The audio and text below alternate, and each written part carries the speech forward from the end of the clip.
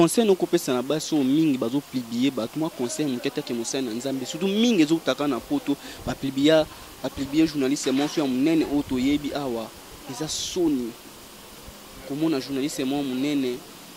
ba plibier lisusu landaki eloko wana oyo l'ifoko du ciel albaï que Branham assista qui course Jésus avait terminé sa course na katia Branham bon on a évité de quel Jésus lui est en train de parler bazoba qui va passer ya potongu ezate ezali wana eza makambo lokuta Congo France bisona bango bangona biso bisona bango ekara molai France.com site ya kono masolo ya danger masolo ya kitoko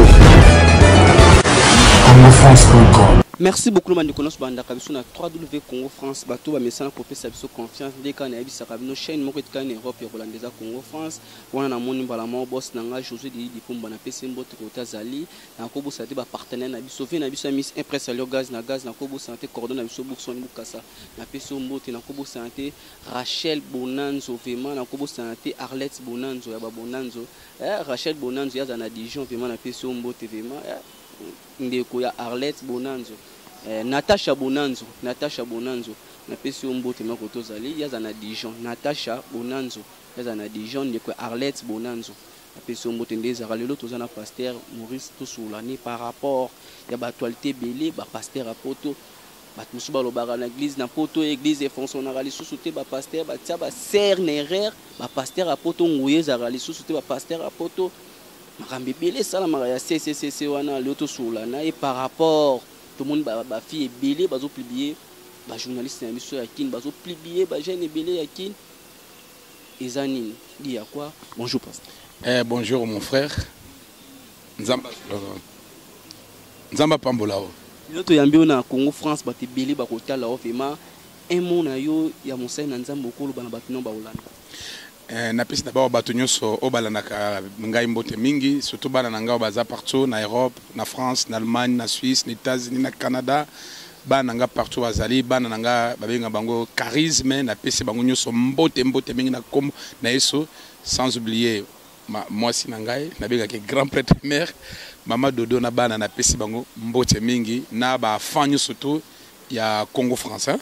Congo France na pesi bango mbote mingi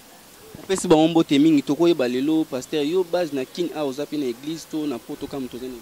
non na kin nazani na ba collaborateur na travailler mingi na collaboration na ba pasteur o to tisa ba relation ceux qui na ye ni na yebwe nazo travailler na bango en collaboration mais église na kin to base pour le moment ezate mais to ebité futur ndenge nzambe a conduire biso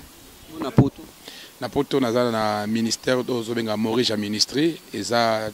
munene toza ebele o to sanganaka je pense que na kopesa yo ba donner tout ba coordonner tout na suka pour yeba qu'est-ce que onga na sala kapé nini o tozali mouvement na biso charisme ouais na moni bala moko joueur makasi na ko bosa na été balobi jogo makasi vraiment babi ye vraiment nzamba ba jogo René Makondele nzamba ba jogo na pesi ombote ningi zala kaka babi joueur au vraiment place na équipe nationale photo zone c'est les sous pour inde makamu nzamba ba jogo vraiment pasteur to sula non lelo vraiment komona ba pasteur ebele bazo ba oya poto ngoye kita oyoka osala kabino. Merci mingi mon frère nazomona penza comme si vraiment landaka actualité parce que ndenge lobi ba pasteur mingi oya bazoba ki ba pasteur ya potongu ezate ezali wana eza makambo lokuta wana benga bango ba prédateur nguya mutapesaka nguya ezalaka nzambe nguya nzambe apesaka ngo na mutu nyonso tu oyo andimeliye nguya uterepa nzambe quand a dit que ba pasteur a potongu ezate eza ba faux débat ezali ba prédateur spirituel bazoko tapona ko épier église ya Nzambe ba pasteur apôtre bazo sala musala makasi tel qu'apôtre Nestor mon père spirituel pasteur Sylvie ba apôtre Martin ba tout basé belé na poto bazo sala musala ba pasteur Patrick Abraham ba pasteur frère évangéliste Gauthier basé belé o ba sala musala Nzambe ki toko penza ko sakana te ba pasteur apôtre nguya o Nzambe pesa kezali pe bazo sala musala malam homme de Morija musali usala malamu tongo yokaka foko du ciel alobara nini esuka na Branham mais ça la rabinonde. Bon merci papa na tolanda ki eloko wana oyo l'ifoko du ciel alobaki que Branham asisa ki course Jésus avait terminé sa course na katia Branham. Bon on habité de quel Jésus lui est en train de parler, mais le Jésus de la Bible a scellé sa mission et pas Branham te Jésus à Bible a scellé une mission a été à Kendaki corporellement il a été enlevé aillé sous la forme du Saint-Esprit à quoi il sous pour récupérer l'église à quoi il sous pour Israël à quoi il sous pour le jugement dernier. Donc Jésus a encore beaucoup de choses. Il y a que ça là na kati ya mokili oyo quand tu dit que Jésus a terminé sa course. En tout cas nous les Jésus de la Bible que nous prêchons na nous asili ici plan na pour la humanité na nous célité. Bon nalobi que c'est là Jésus na ye mais Jésus na biso oya Bible nani c'est là Jésus na ye c'est là bino pe Jésus na bino. Non c'est là Jésus parce que Jésus est oya zobondela asili sa mission et pas ya Branham. Mais ngai Jésus au totanga ka Bible nanu asilisi plan na ye oyo atrasaki pour la humanité te nde na lobi akenda ki aye sous la forme du Saint-Esprit akoya kozwa église akoya sous pour na Israël akoya pour na ba événement minene ko sala sur le plan apocalyptique. Jésus sera toujours là. Il dit lui-même il dit dans sa parole, je suis avec vous aujourd'hui jusqu'à la fin du temps. Alors la fin du temps nanu ekoki samité. Alors Jésus sera avec nous, l'église, ainsi que le tango l'enfumé ko salama Jésus a quoi na ba forme belé na ba lolenge belé ba phase belé pour na accomplir plan na humanité. Donc Jésus quand tu as dit que Jésus a fini sa mission dans le corps de Branham, vraiment ça c'est archi faux selon la Bible.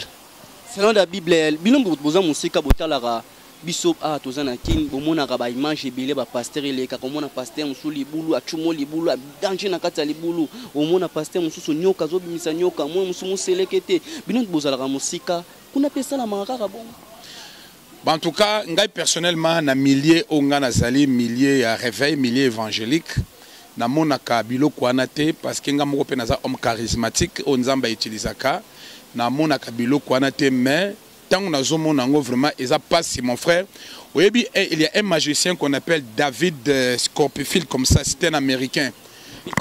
Copperfield, hein? Merci pour la correction. Alors mutande wana sukaye na Congo asimbika ka Bible. Obi ke l'église to kauka.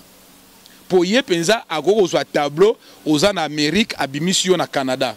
À cause de ba numéro na sala kango wana hein mutande wana soka zuika ka Bible na Congo mais l'église to kozala vide. Alors ba pratique wana vraiment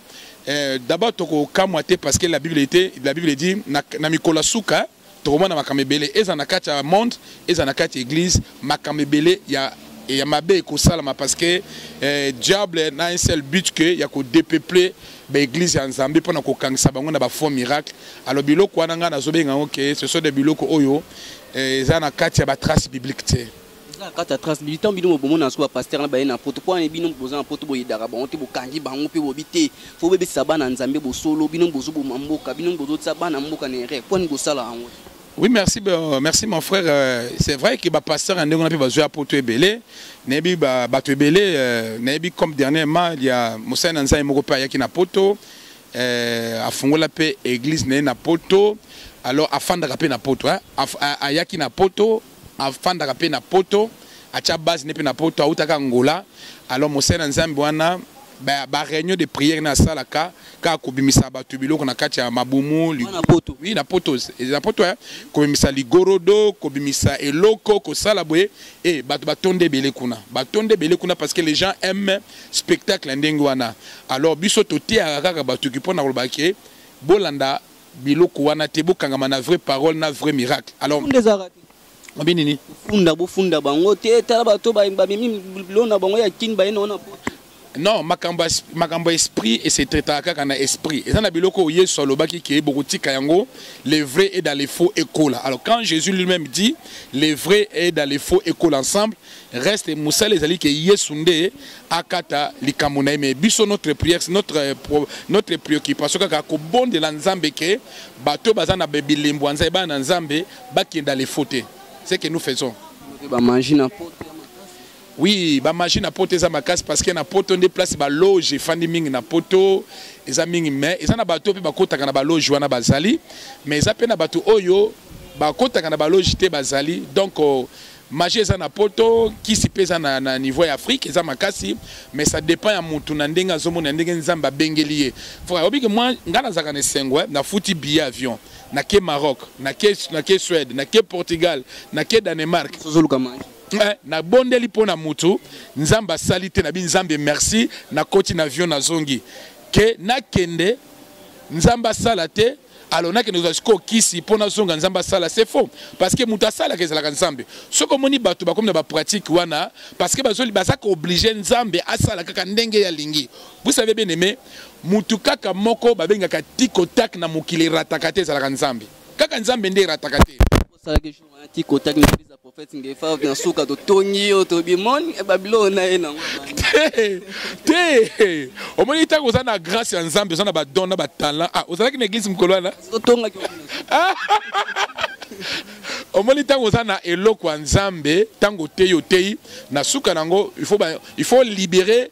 grâce to talon nzamba sali kati na we et ça là c'est ainsi omoni donc non mon frère merci ming na biloko wana nous sommes vraiment dans les vrais hein? Nous sommes dans les vrais o nzambe penza atie lembo pona musala na ye c'est vrai que les faux ezali ba faux ba combien belé à tel point que ba na nzambe mingi baza ko arriver ko identifier les vrais de les faux pourquoi ba na nzambe mingi bazo kimakaka sima ya ba miracle sima ya ba miracle sima ya ba miracle sima ine komaka bokozwa okende poto boyena boy bino ba pasteur omona te bozotika la sima bino ba prophète ngefa ba prophète bino bozotika la sima ba pasteur bolanda mino nzela baninga ba kende ba mituka ba lopango bolanda nzela na te nzela pelengenu non monique mosel na nzambe o aza ko envier biloko wana c'est que azana ni circoncité spirituelle mamindele mundele kuto oya azana place voiture ezali ya kitoko le musupa kendani musalaka na vélo mundele akoza na voiture ya kitoko atika mundele biso ba kongo yokana biso non parce que mundele d'abord non aboma somo ya matériel yango pe biso net ko to fana na poto to boma somo ya matériel et le belaka biso eloko moko te yango tango to zomona ba sel nzambe mingi awa na dans tiers monde bazobela ka ba voiture ba ndako boye nous ça nous dit absolument rien parce que eboma déjà miswana to et ça nous dit absolument rien et puis nzambe mutu aiba ko pouvoir pour ko pesa ceux qui ont nazana nzamba pesenga gloire à Dieu na lingate nazwa eloko pona moni ozana eloko na likayo wana ezali malamu te alors ceux nazo sa musa nzambe pambolinga gloire à Dieu ceux qui nzamba permettre était gloire à Dieu mais na qui n'était na envie ya mokili na linga biloko ya mokili parce que songola zui pakala zui wana vraiment na cadre ya bonzambe te papa parce que obo no mituka na mapango non na boité ceux qui nzamba pesinga voiture na zui ceux qui nzamba a permettre nga na voiture na zui ceux a permettre nga pe na zo lopango na zui ce n'est pas un problème mais ça souci na ngaité parce que tokokufa tokotika biloko nyo ezala bandako tokotika ba kipe bongo te ba kipe otika te ba kiba tambola nango bazana bon soki balingi batambola nango vraiment wana ezali bango na ndenge balingi mais moi na nzambe o ayebi afai na kati na parole akomona eke mokili ezali mala mais bo aimer le monde eza na kati ya priorité na été ko biloka mokili ezali sumu te eza bien nzambe mutasali yango mais ko kene ko linga yango ko tshako na première position wana ndeza mabe eza na cadre ya bonzambe te papa. Merci matuto soana pasteur wana moni René Makondele nzamba ba jogo vema yende vema malolo rista kongoli ya mame milinze mamotema tous pepela meto lolo tozuma mosana nzamba uti koto na bino photo sola na ebele vema po ba pasteur ebele ba uta poto bazo ba bazana l'église yango est-ce que ba teaka ba mama na biso poto ba leki na biso poto bande ko na biso basa poto o bazo plier bato lelo tongo zomona ba jeune fille ebele o makambe ebele zo uta na photo ba publication mingi zo uta kuna ba pasteur ni bosa kuna bozo te ya bango ni merci mingi John merci mingi mon frère oui bozo ba lelo surtout na ba net mingi zo lokola net ngai na réseaux sociaux na pamboli mingi prophétesse ya nzambe mama Frida asalaka slogan moko élevons Jésus na kati ba réseaux sociaux ngai réseaux sociaux et la YouTube Facebook et tout na utilisons beaucoup plus pour la gloire à Nzambe côté il y en a ba prière gloire à Dieu mais vous savez que là où Dieu est en train d'agir le diable agit aussi alors le diable aussi est en train d'agir na kati ya bato ebele au moins na tie bolumbu na internet bolumbu wana peut-être pour na ko commercialiser yango to pour na ko faire chantage et pas muto wana eza penza mabe alors ba pasteur apoto bateyaka alors na ina ko laver le komoko les pasteurs ya Europe basalaka musala kitoko basalaka musala makasi bateyaka bandimi na bango vraie parole ezali na kati ya Bible ndenge sainte écriture ezali ko recommander mais maintenant bato ba ko recevoir parole wana quant à eux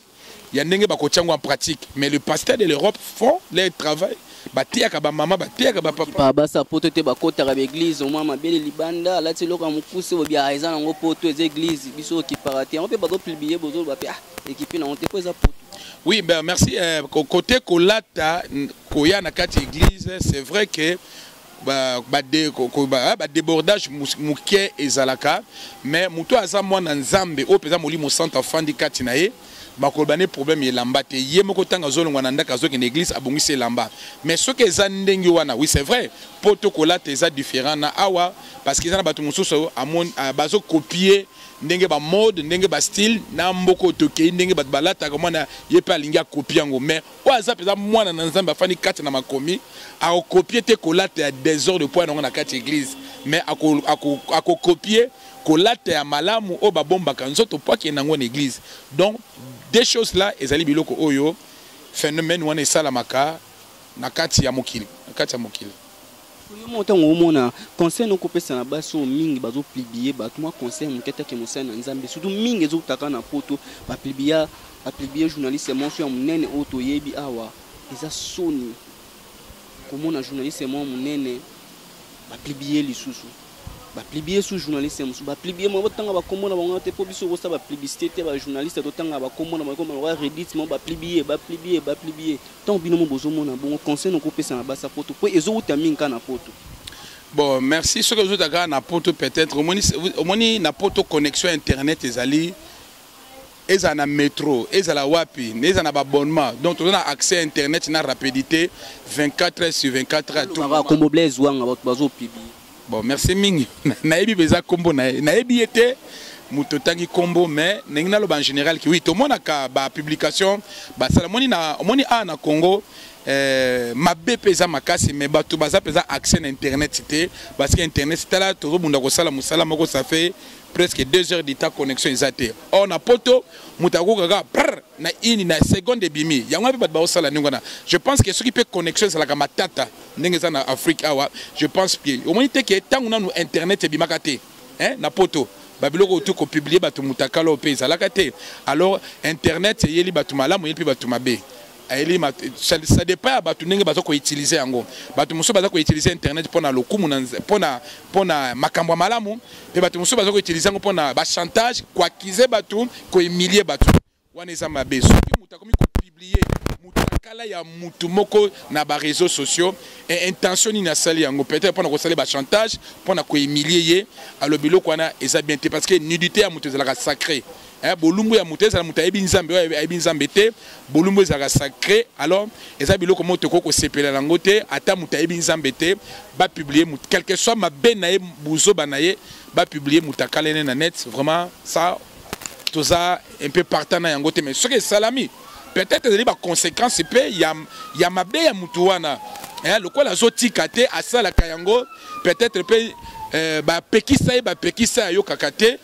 yango la pe makamne bimi polele mais au départ ce n'est pas vraiment bien.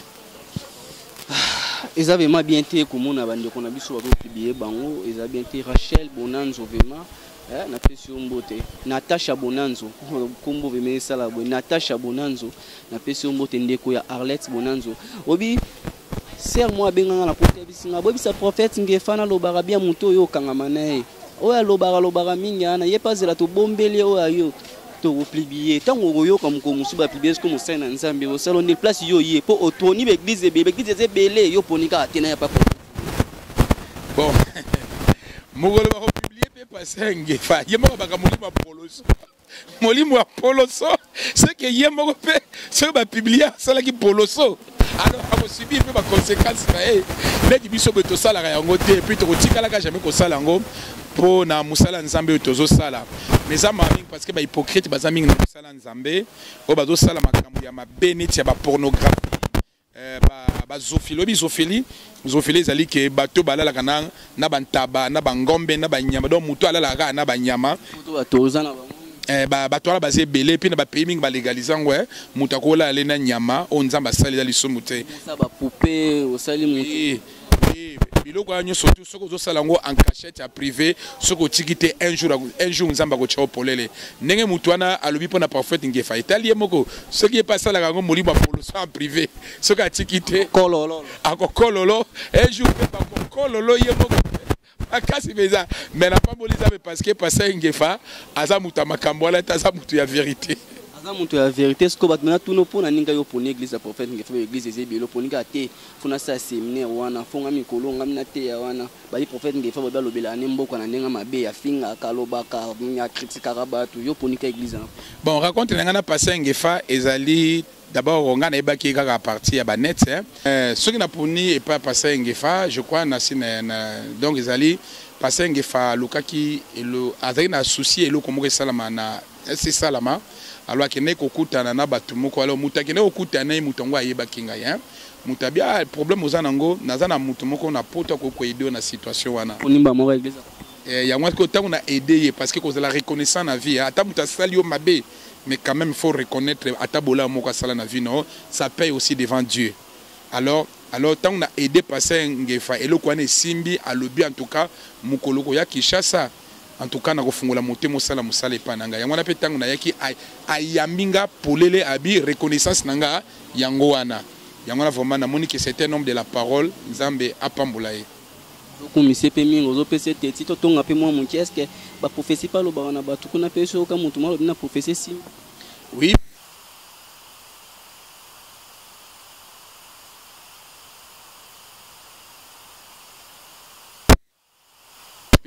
ainsi dit l'Éternel à l'obéli mutu ekoki sami netinga d'abord nganza mapesinga grâce wanate ya kozana parate oya na popesi non wana ezali bato baza ko forcer vie ngana za na grâce ya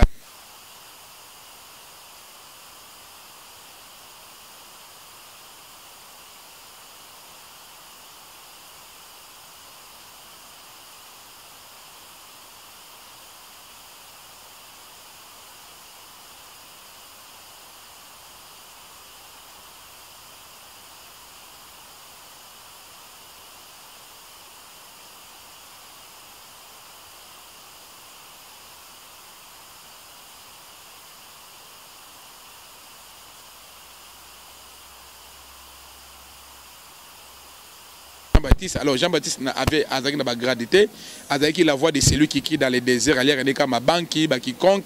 mais il était le plus grand. Alors, Bissosko Tokolikato, c'est la grand par rapport à quoi? Moi, je pense que Moutounio Sazali grand. Comment bishop, oui, cause la nakati a appel il y a 5 ministères et ça problème mais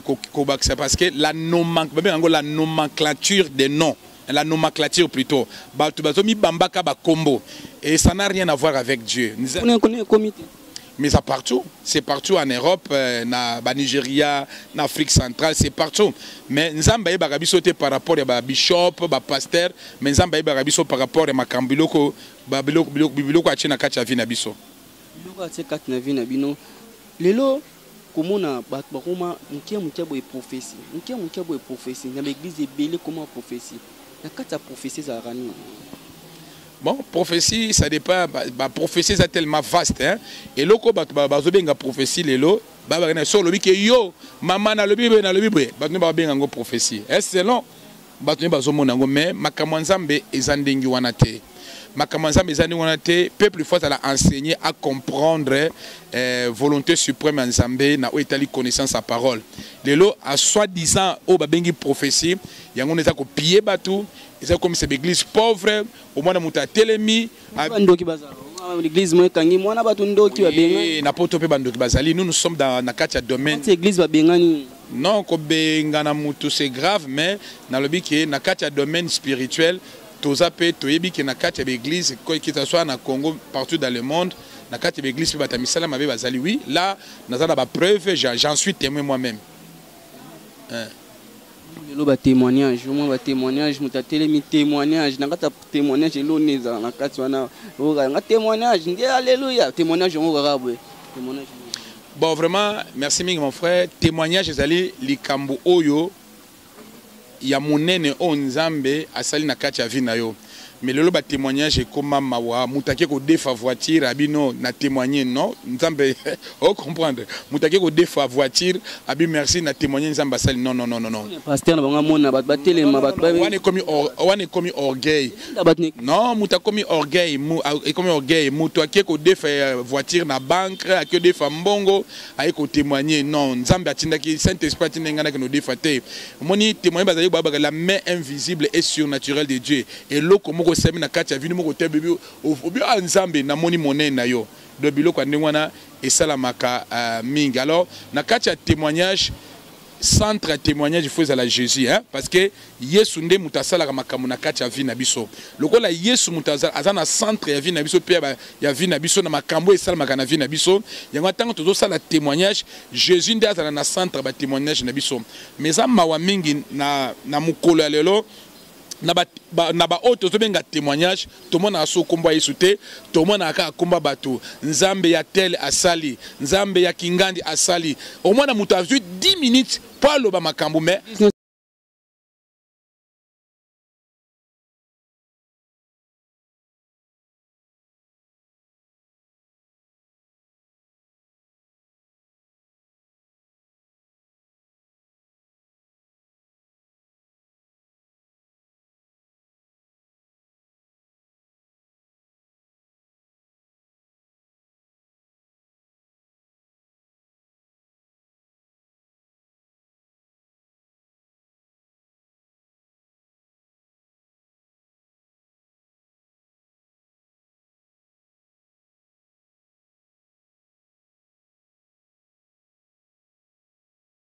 la cam nebi sa bato ki botanga quand même kombo na ngai te ngafuna za la effacer na témoignage wana que non nzamba sungaki to bondela ki na mosena nzambe nzamba sali ko ba ike nzambe adorisa sali ah nzambe wana nzambe non wana ekomisaka bato na kati ya ba orgueil na ba jalelo tele sunzembo te ya liloba na nzambe ko sakola pasteur te c'est comme si que parce que na Bible balobi que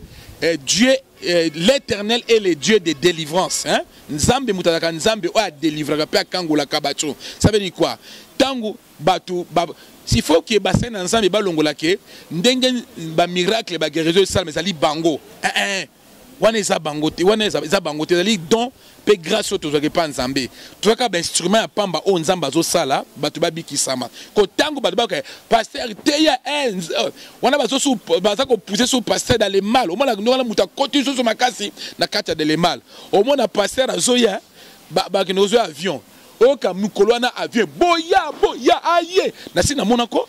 pasteur moko autaki c'était ça fait 5 ans passé pasteur anga autaka ceux qui pour la première fois autaka na Dubaï côté hein aïe mais faut voir publicité na TV na ye aïe nani wana otomaki bokomi koko bomonte komi ko na kati alors tozongela penza bonzambe oyo bateyaka biso kala Jésus azala na centre ba témoignage na biso bato tozala effacer bayoka kutu biso te bamonaka ke nzamba sali to attirer bato mingi na kati na bonzambe hein bino pe bosangana kuna na poto ba pasteur bokutani ba pasteur bozala na poto ndia biso za ka to ebi tête za pasteur ekoma nani ekoma ka kenza bino pe za kuna bon kosangana ba pasteur kosangana eza problème te il faut ba but ni ba pasteur ba kosangana pour kosangana nyonso pe ezalaka bien te bakosangana mosusu eza pe ciblé ezali bino bokosangana ndenge bomoko ozokali na kati ya kosangana eza na bato baza na baintention na babit na bango mais il y a des pasteurs qui se réunissent aussi oyo bakutanaka basambelaka baza na bafranche collaboration eza nango mais ya kozala neti na baplateforme oyo biso plateforme ya boye en tout cas biloko wana neti nga personnellement nalingaka yango te baso kuna pe bobenga pasteur ezalaka bobenga pasteur mo boye atali église non mutia bengana ya po biso ekoma bongo ekoma mamu atali selon ye naki ote na église ya prophète ngefa non ki te fana ki ka ote na église ya pasteur en église munene mais merci c'est ça l'erreur Dieu n'est pas dans la foule hein? Nzamba za kaka na ba foule te hein nzamba abi ke esika batu mibale to misato basangani ya za na kati wana La preuve en est que lui-même, Jésus, le maître absolu de l'humanité, tant qu'il n'a qu'à Mokili, a béni 12 personnes, Oyo, encadré, qui peut être bango, qui se multiplier. Alors, les lois, comme bien que, pasteur Moussoussou, ceux qui, église, n'avaient 500 personnes, à Royate. Ceux qui, église, n'avaient 40 personnes, mon frère. Un jour, on a en Hollande, côté. En Hollande, côté, ça fait 10 ans passés. Tant qu'on a commis en Hollande, campagne, c'est là qui m'a cassé. Le premier jour, 3 personnes qui ont été. Nani, pasteur, moi, c'est moi. Pasteur, a dit non.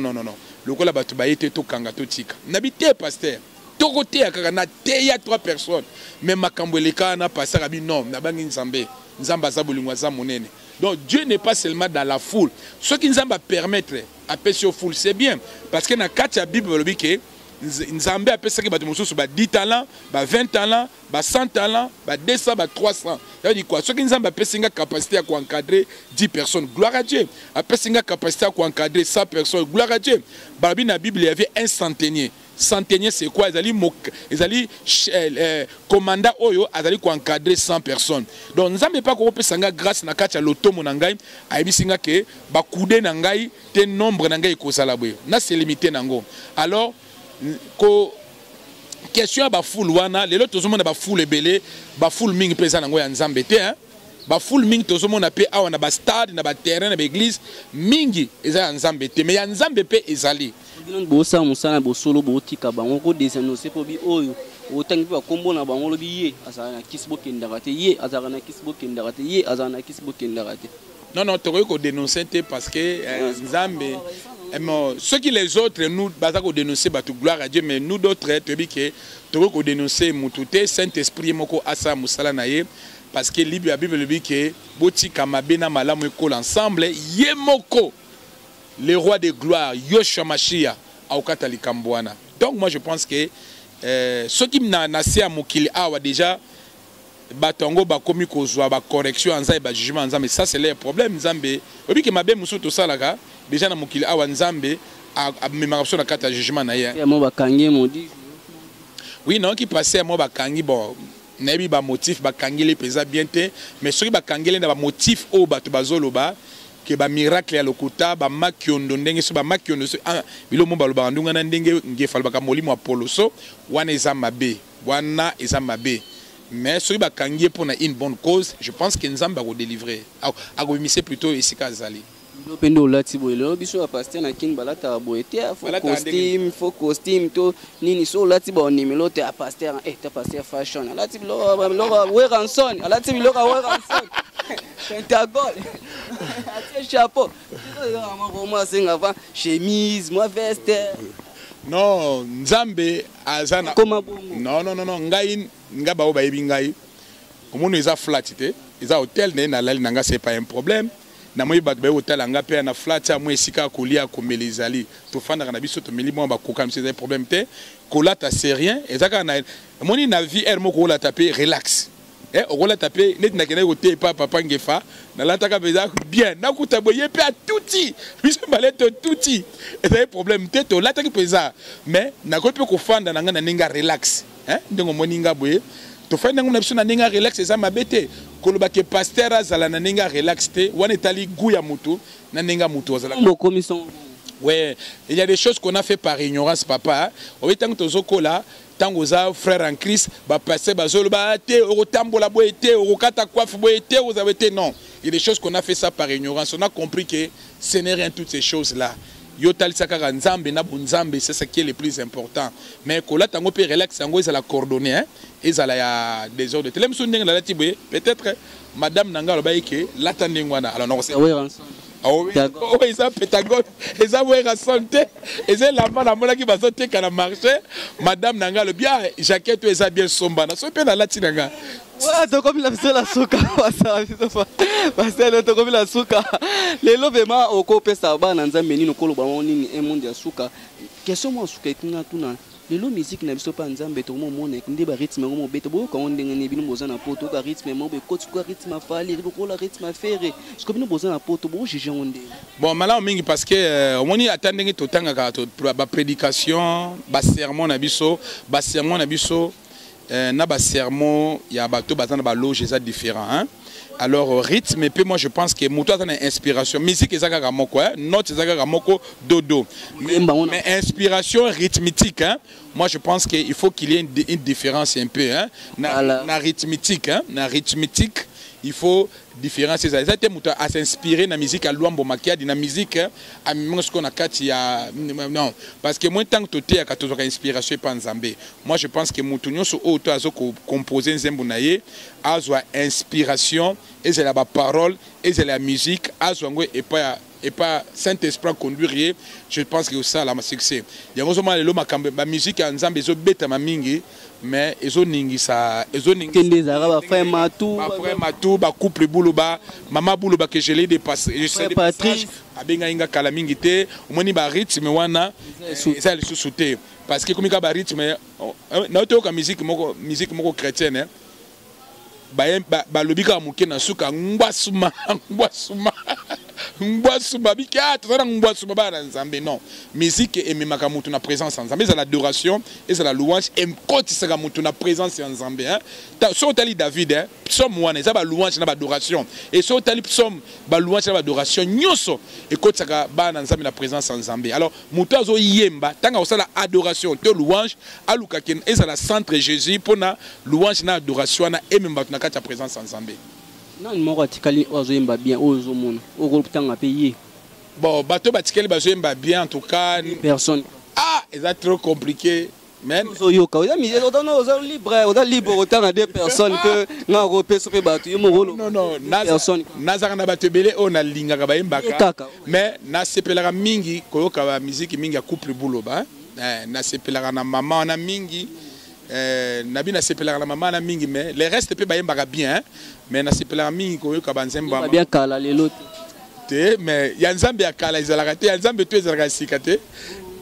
pasteur nini ozo sala fierté ozo mona ma ozo tambola bosolo o talima bete yazo tambola so atami bala tamo bon on a ngala ko bate mais pasteur ngefa ko ba makambo wana ponga na sala na chik nanga omoni lelo ozo libre ko ba feka te pasteur o na yebi na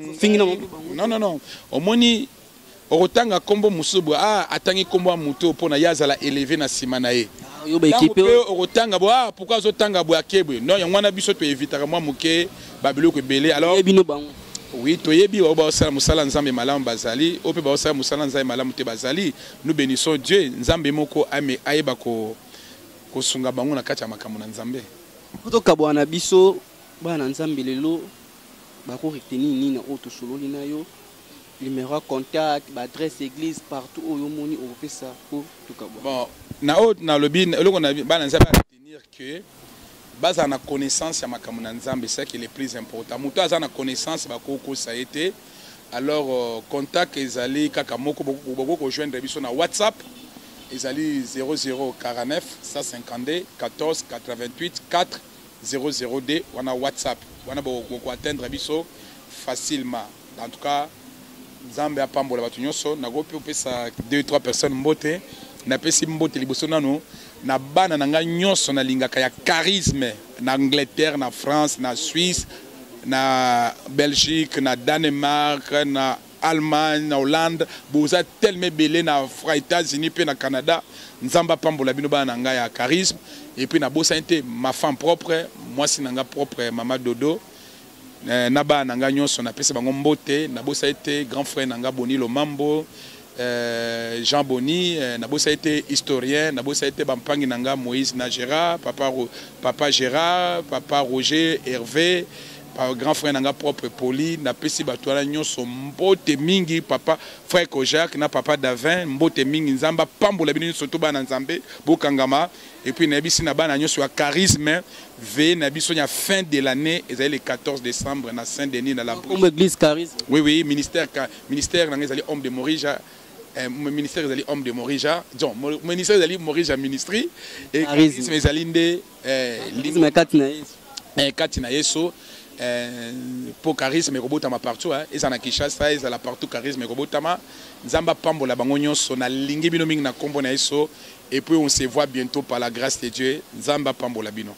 Merci na batu nyonso balanda kibiso na moni Natasha Bonanzo na kata Dijon na pesi ombote Natasha Bonanzo na kata Dijon na pesi ombote na ko bosa na te René Makondele nzamba ba jogo masana Rémi wazala pembeni na prophète Ngefa.